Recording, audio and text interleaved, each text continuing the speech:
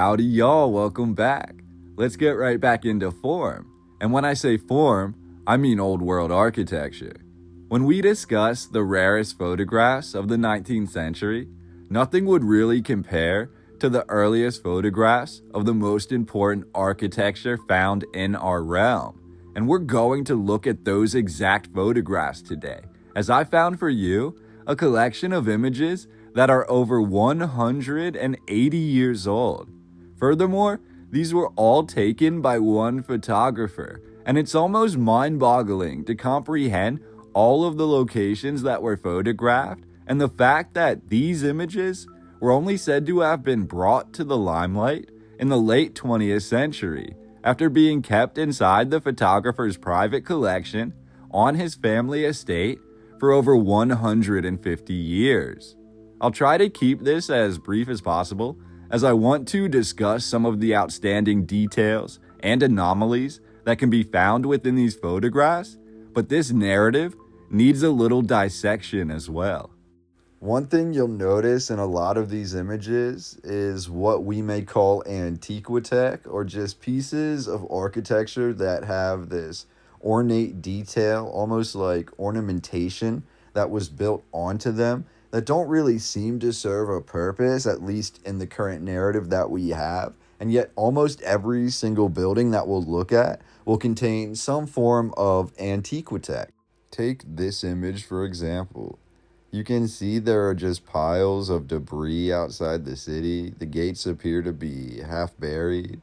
The photographer's name is Joseph Philibert, and hopefully I get this right, Girault de Prangey.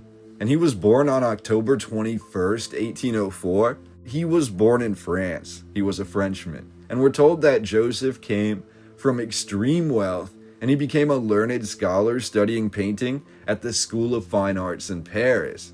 But after that, he began further studies into archaeology. We're told Joseph essentially became obsessed with the old world, or ancient architecture and its origins, and he spent his fortune traveling the world.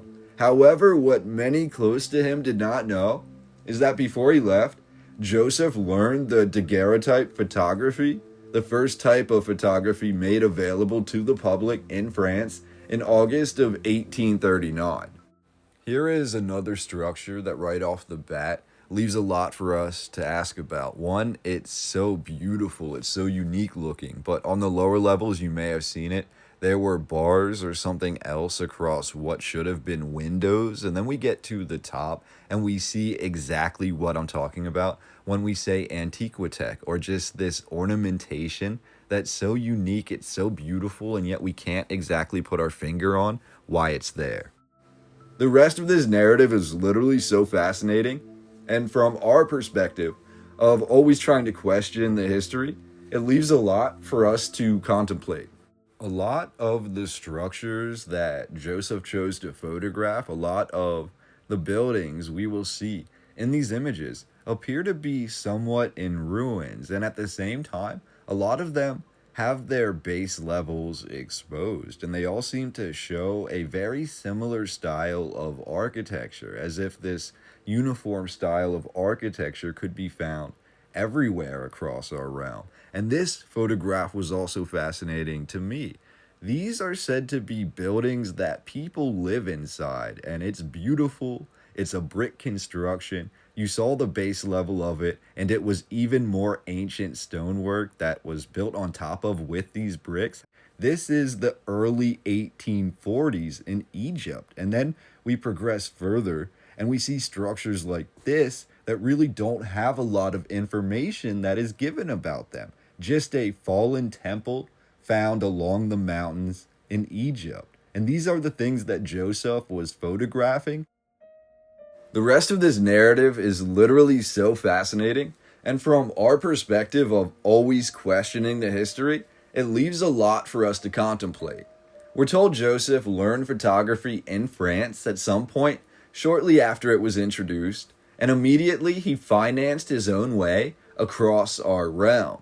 Joseph Philibert Girault de Prangey is then credited with taking the oldest surviving photographs of Greece, Jerusalem, Italy, Egypt, Syria, Turkey, and many other locations. In his own journals, he called his adventure his, quote, grand tour and his life's work, and yet it was all private to him.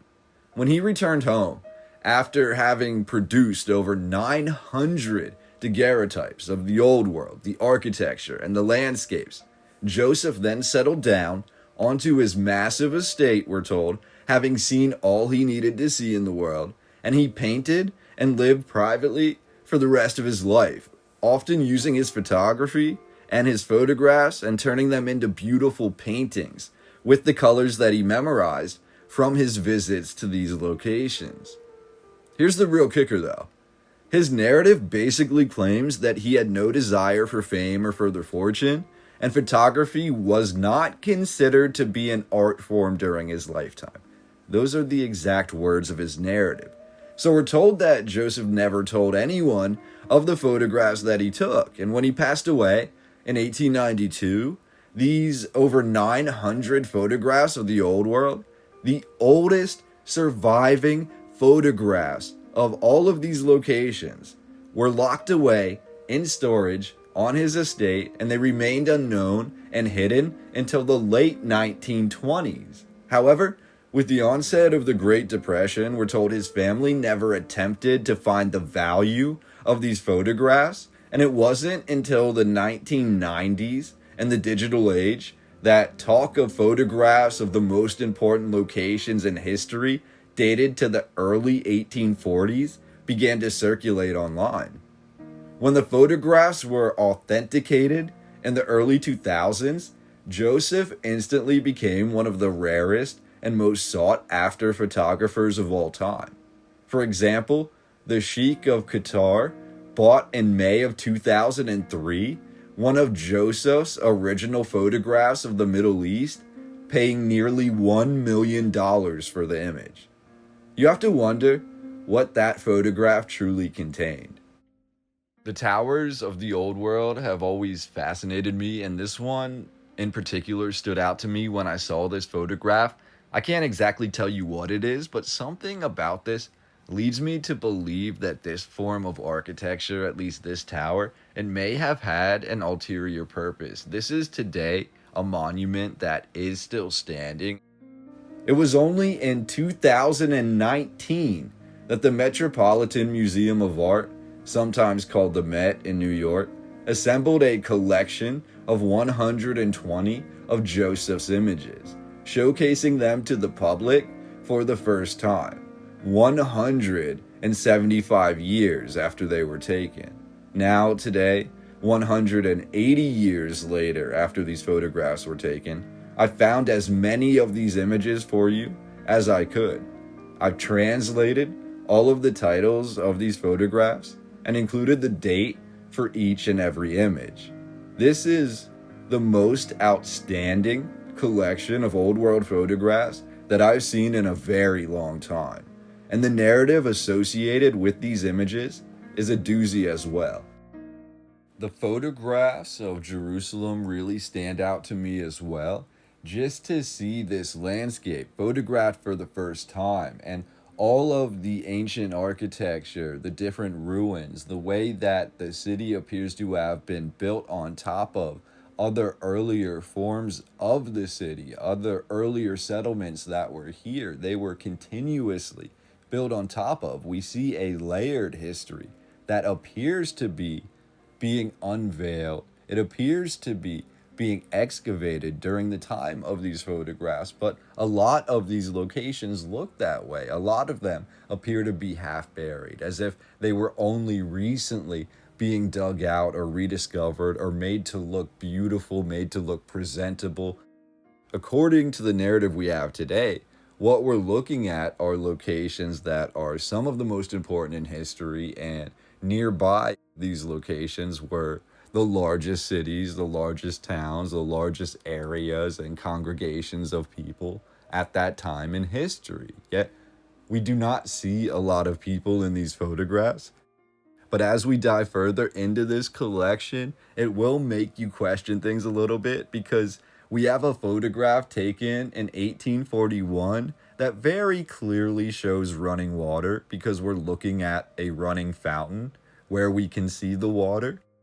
So to understand that and then to look at the history of photography, the way it's been presented to us, really nothing on the timeline adds up because some of the most detailed photographs, like these images, the first images from the 1840s, these images are more detailed than a lot of the photographs we have from the 1860s, the 1870s, the 1880s. It's like there was a gap of the photography history itself, of the development of the camera, of everything that added up to make these images possible.